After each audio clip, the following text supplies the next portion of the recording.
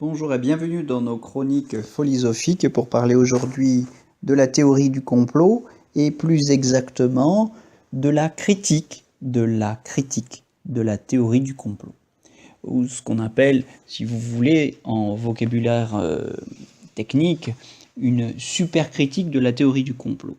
Donc il ne s'agit pas pour moi de faire la critique, si vous voulez, déjà largement avancée de cette théorie du complot largement dénigrée par ce discours critique comme une espèce de folie, de superstition plus ou moins paranoïaque, comme un délire de l'imagination. Il s'agit pour moi de faire aujourd'hui plutôt la critique de cette critique, qui reste, me semble-t-il, dans la littérature spécialisée, dans un état relativement embryonnaire. Et je me demande si les critiques de cette théorie du complot ne sont pas eux aussi suspects que les partisans et les militants radicaux de cette théorie. D'abord, je remarque que les critiques du conspirationnisme ont beaucoup de mal à discuter d'exemples précis et concrets. Ils préfèrent en général les procès d'intention, les accusations psychologiques, et s'appuient sur des définitions vagues et trop générales. Je pense par exemple à Peter Knight, un universitaire de Manchester, qui propose une belle définition du conspirationnisme, mais trop peu illustrée. Il définit le conspirationnisme comme consistant pour un petit groupe de gens puissants, je cite, à se coordonner en secret pour planifier et entreprendre une action illégale et néfaste affectant le cours des événements. Très bien, mais à quoi ou à qui renvoie ce petit groupe? À quel niveau d'enjeu de pouvoir peut-on considérer qu'il y a complot, qu'il est pertinent d'utiliser le terme de complot? Ça reste à préciser et en général trop souvent flou. Je vais prendre un exemple. Est-ce que les mauvais coups des encyclopédistes, Voltaire et ses acolytes, contre Rousseau peuvent être qualifiés, oui ou non, de complot? Parce que nous avons des éléments matériels qui permettent aujourd'hui d'affirmer qu'il y a eu complot contre Rousseau. Donc, nier qu'il existe des complots, de ce point de vue-là, semble difficile, déraisonnable. Donc, comment nier, sans être déraisonnable, que les rapports de force, où tous les coups sont souvent permis, ne profitent pas du secret? Qui nierait que le secret est l'ingrédient bien utile d'une stratégie efficace, quand tous les stratèges de la guerre nous le rappellent, de Clausewitz de Sun Tzu à Clausewitz. Donc l'accusation de délire, on le voit, peut assez facilement se retourner contre la naïveté des critiques de la théorie du complot.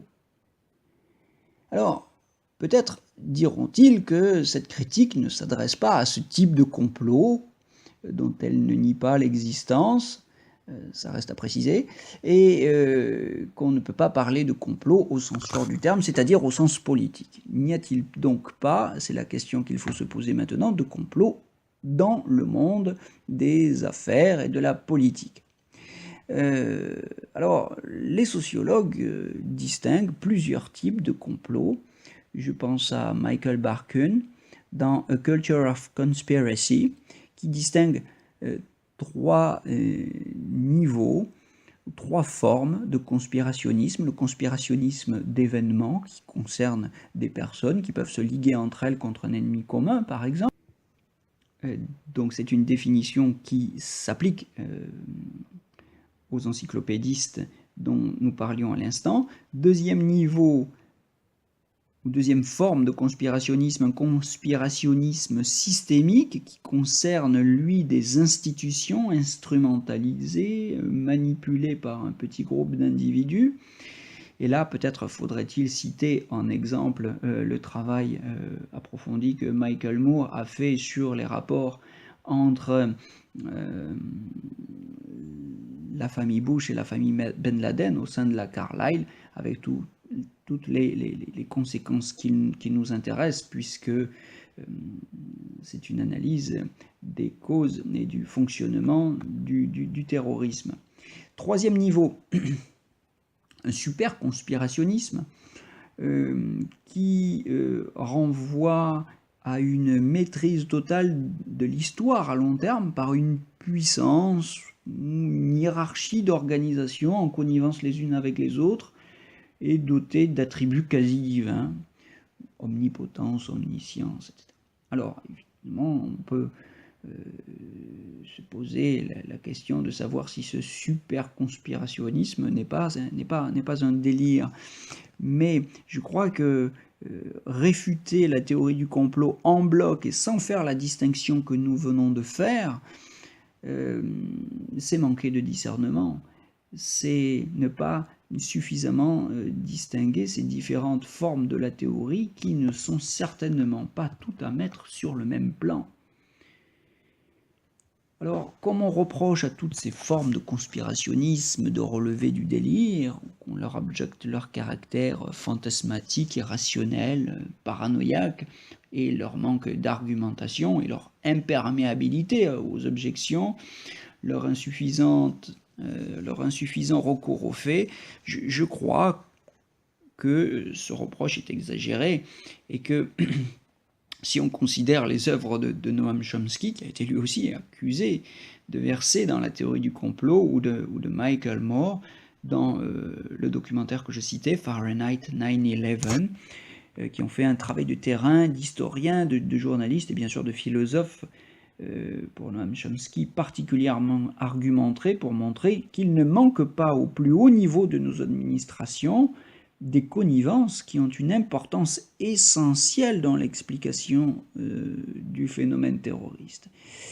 Donc si on ne prend pas en considération cet argumentaire très fortement illustré et rationnellement construit, l'accusation de délire risque de se retourner, peut facilement, je crois assez facilement, se retourner contre les critiques de la théorie du complot. Ce sont eux qui finalement manquent de méthode et versent dans l'irrationalisme. Voilà, alors il faut donc se demander si l'expression théorie du complot ne peut pas être dénoncée comme une accusation rhétorique, c'est-à-dire une formule idéologique, comme une formule essentiellement dénigrante, mais sans grande consistance scientifique et théorique. Elle est suspecte, surtout si on se rappelle qu'elle est d'ailleurs, comme nous le disent les historiens, née dans le contexte des années 60 en réplique aux accusations visant la commission Warren quand la CIA enquêtait sur l'assassinat de Kennedy. Voilà. Alors, je voudrais continuer en reprenant la définition que Popper en donne de cette théorie du complot dans La Société ouverte et ses ennemis, un texte de 1945, où il dit que, je cite, « C'est l'opinion selon laquelle l'explication d'un phénomène social consiste en la découverte des hommes ou des groupes qui ont intérêt à ce qu'un phénomène se produise, et parfois il s'agit d'un intérêt caché qui doit être révélé au préalable, et qu'ils ont planifié et conspiré pour qu'il se produise. » Fin de citation.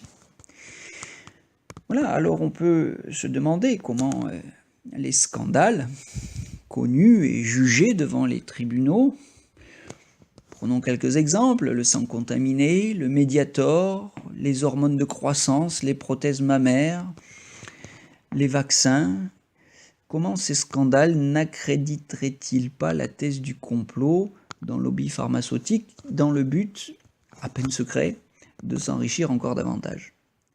Et comment n'en irait-il pas de même concernant les partis politiques, certains partis politiques quand ils prennent le pouvoir ou la direction d'un pays, comme tendent à le montrer par exemple actuellement en France toutes les affaires liées au financement de la campagne présidentielle de Sarkozy. Ici apparaît un autre problème, c'est que cette théorie sape la confiance dans les institutions officielles, elle les décrédibilise. Certains l'accusent d'être une théorie cynique finalement, parce qu'elle affaiblit la légitimité des institutions qui fondent, qui cimentent le lien social. Elle serait donc, cette théorie du complot, préjudiciable à l'unité de la nation. Elle a un effet dépressif ou dissolvant sur le lien social. Elle engendre de la désillusion, en tout cas c'est ce qu'on lui reproche, et elle est dénoncée comme un élément essentiel de la mentalité postmoderne, pour reprendre une belle formule. Bref, elle est vue comme un facteur de décadence. Mais on le voit, ce qu'on lui reproche alors, ce n'est pas son manque de bien fondé, ce n'est pas sa fausseté. Dans l'argument qui vient d'être évoqué, on la juge d'après ses effets supposés nocifs. Et là, je me demande si cet argument n'est pas finalement réversible, parce que je crois qu'au contraire, ce qui décrédibiliserait une société, ce serait plutôt que ces élites politiques et intellectuelles verrouillent toute mise en cause radicale, hein, comme si des élites étaient par nature étrangères à toute mauvaise foi, à toute intention malveillante, manipulatrice, comme si les élites n'avaient absolument jamais aucun intérêt particulier, aucun intérêt de clan, de groupe, aucun intérêt individuel à faire valoir. Ces élites qui accusent la théorie du complot de se soustraire à la réfutation sont elles-mêmes suspectes de vouloir se soustraire ou de soustraire leur critique à la réfutation, en accusant la critique qu'on leur adresse de vouloir relativiser leur critique et de faire le jeu de la superstition ou de la paranoïa complotiste. Alors, vous voyez qu'on peut finalement voir dans la critique de la théorie du complot une espèce de biais cognitif, ce qu'on appelle un phénomène de dissonance cognitive, comme a essayé de l'expliquer, je crois, Gerald Bronner, c'est-à-dire une espèce de mauvaise foi. Mais en réalité, on voit bien que la théorie du complot et la critique de sa critique ont finalement non pas des effets cyniques, dépressifs ou dissolvants, mais un effet stimulant, un effet déniaisant. Et qui pourrait croire, en effet, après la lecture de Machiavel, après la lecture de Chomsky, de Foucault, de Bourdieu, de Marx, de Nietzsche et de bien d'autres penseurs du pouvoir, qui pourrait croire que le pouvoir rechigne aux connivences? Qui pourrait croire ou nous faire croire que le pouvoir est par nature étranger à la mystification? Qui pourrait nous faire croire qu'il serait par nature sincère, bienveillant, transparent? Voilà, donc j'en arrive à ma conclusion, c'est que ce n'est pas aux conspirationnistes que revient la charge de prouver leur théorie, sauf peut-être aux super conspirationnistes que je mets à part. Je crois que la charge de la preuve revient plutôt à ceux qui exercent un pouvoir et à tous les intellectuels qui aboient derrière eux ou devant eux pour les protéger en niant le lien étroit qui unit le pouvoir et la mystification.